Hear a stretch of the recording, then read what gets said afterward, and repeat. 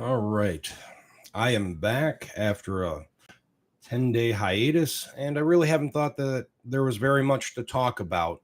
We have the usual crap talking about Renfro, status of the contract, another carrier getting shot and killed in Chicago. I don't know if any of you heard about that, but down on the south side, pretty close to the area that I grew up in, one of ours just got shot to death 9 times. That seems to be one of the hot topics. Angry Mailman had gotten a comment from David Noble about where we are, what Renfro is potentially doing, and you can go and check out Angry Mailman for that. Sorry, JH, I haven't been paying attention to you very much lately. I've kind of had my own stuff going on, and yeah, so that's that. And the last video I made talking about the supervisor in Fayetteville, North Carolina, that was the victim of a heat-related injury that led to a death. May she rest in peace, and please keep her and her family in your prayers. That right there, this isn't about carriers versus management. This is about the loss of another human life needlessly. And I'll go on and say that if the Postal Service was taking our safety seriously, these things would not happen.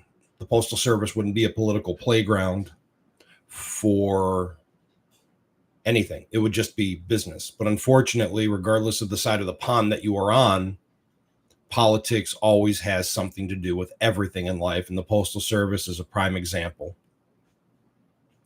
Let's go and talk about security. Same thing. If the post office took our security seriously, guess what? You'd probably see postal police or the occasional inspector making rounds. Think to yourself, how often do you see an inspector in your installation? The last time I saw an inspector was when they walked in and, well, they were assisting OIG in a 9-person investigation into a year-long theft in one of our offices. So cheers to all of them, regardless of their craft. You steal. Hey, guess what? You steal, you lose. You're a criminal in my eyes.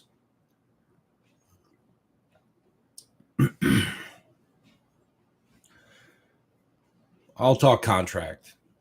Yeah, you're right. We do need 19%.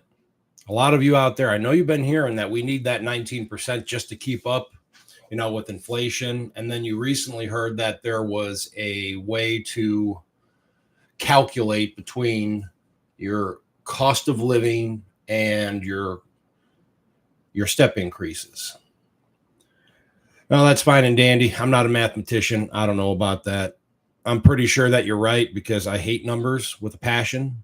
I mean, we are city letter carriers and they walk around with those DOA sheets. All right, Mr. Vanna, you're going to be leaving at 8:07. Like, yeah, let me get right on that when I have 8 tubs of mail and 3 feet of flats that are raw. And then I got another 2 feet of letters that are that thin. Yeah. But anyway, want to go ahead and give my sincerest condolences to the family of the letter carrier that was just shot and killed in Chicago. I'm going to go ahead and try and pull up her name real quick. Bear with me, everyone.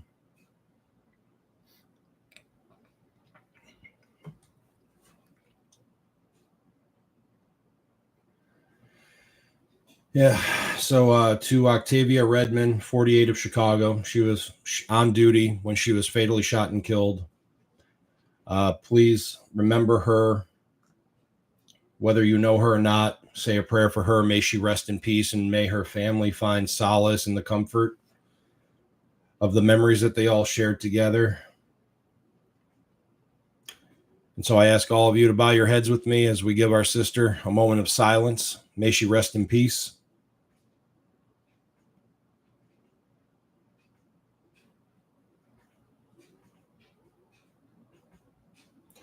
God bless you, Octavia Redmond. May you rest in peace. May your family find solace in the memories that you all shared together as they lay you to rest. This crap is getting way too common. It's getting way too common for all of us to go ahead and be victimized yet again. It's hard enough trying to get this mail delivered when you've got Bob, big orange ball, also known as the sun, up in the sky, beating the shit out of you all day, whether you're here in the Midwest, in Illinois, down in Tennessee, where Corey or Angry actually is, or in California, or out all the way in New York. The weather's brutal. It's fucking killing all of us. And these fucking assholes in management do nothing. I'm going to urge all of you to file that Article 14 grievance if management's going to go ahead and try and do something that puts you in harm's way when they're supposed to be providing a safe working environment. For those of you that are popping in and going away, I appreciate it. I'm sorry I don't have very much else to say other than with Boston coming up, I was starting to think that there might be potential that we may have a contract, only because Renfro's going to try and save his bacon. There's no doubt in my mind that he's going to be facing an appeal of these charges before everyone at that convention. Now, I'm not well versed when it comes to the higher up politics of our union, but I do know every last one of us gets a vote.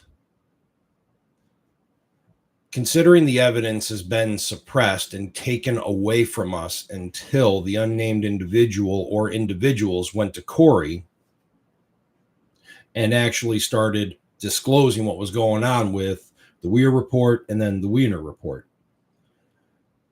Whenever someone's trying to intentionally hide something from 200,000 plus people, let that sink in. If you're guilty, when you do something wrong and your wife finds out about it and you didn't tell her what was going on, you're in pretty deep hot water. Same if you're a husband. So just let that sink in. Whenever someone's trying to hide something from all of us that are the reason that National have salaries, the building, and all the assets, you don't hide it from your general membership. You disclose and you are transparent. Transparent means you see everything from A to triple Z. It's that simple. I highly urge all of you brothers and sisters to read the Weir report, disseminate the evidence for yourself, and come to a logical conclusion. Do not be afraid to vote guilty if you truly believe he is guilty. If you feel that Renfro is innocent or not guilty, however you want to put it, then make sure that your vote is heard as well. But my vote is going to be guilty. A big piece of evidence would be the granting of retroactive FMLA when it was not requested. I'm going to say that again. Retroactive FMLA when it wasn't requested. Think about you. Have any of you tried to get FMLA? How many hoops do you have to jump through when you're trying to use it? Oh, you used FMLA. You're on deems desirable. It's FMLA protected absence. So anyway, with all that being said, I'm going to go ahead and kind of wrap it up. There's really not much else that's going on right now. Boston's coming up. It's hot outside. Take care of each other. Make sure that you're staying hydrated. Take breaks as necessary. Support and care for one another because we are all that we have. We are all that we have when it comes to that office. A lot of us get along with our customers. They are a great resource for us because we have built those relationships over years, whether it be a year, 5 years, 10 years, 30 years, 40 years, in the rare case, 50 or 60 years. Don't be afraid. You have nothing to be afraid of. The goal is to leave work the same way you walked in one piece and healthy. Do not be intimidated by these people that feel you are nothing more than a number.